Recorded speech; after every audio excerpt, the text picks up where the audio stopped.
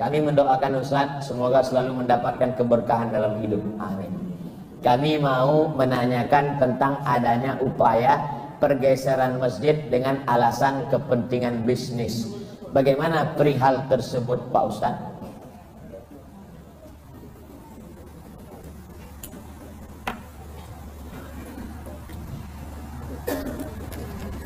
Ini masjid letaknya di samping pasar.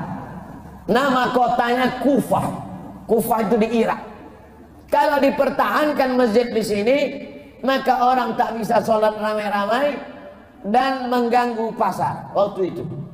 Maka akhirnya Umar bin Khattab mengizinkan pindah masjid Kufah ke tepi kota. Tapi yang mengeluarkan peraturan itu bukan Abdul Somad, Umar bin Khattab. Kalau tak ada masjid, orang di sekitar pasar tak bisa sholat. Di mana dia sholat berjamaah? Di mana dia sholat Jumat? Kalau diletakkan di pinggir, siapa yang sholat di situ? Hantu sama kambing sholat. Oleh sebab itu di sana ada maslahat. Maka ada peraturan undang-undang negara Republik Indonesia yang disahkan oleh DPR bernama Undang-Undang Wakaf.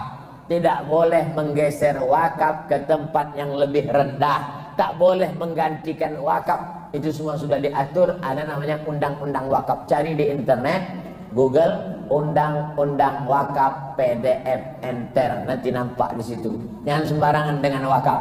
Kalau zaman dulu enak saja orang, wakaf kakeknya, wakaf datuknya, wakaf ayahnya, diambilnya balik.